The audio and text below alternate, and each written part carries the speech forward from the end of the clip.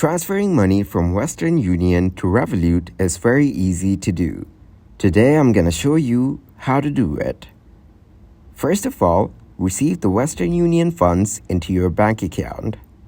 You can choose cash pickup, bank transfer, or mobile wallet deposit depending on your preference. Next, link your bank account to Revolut. Add your bank account details to your Revolut profile, ensuring it's linked and activated. Transfer money from your bank account to Revolut. Once linked, you can initiate a transfer from your bank account to your Revolut balance. This usually takes 1 to 3 business days. Please note that fees may apply at each step of the process, and currency conversion fees may also be incurred.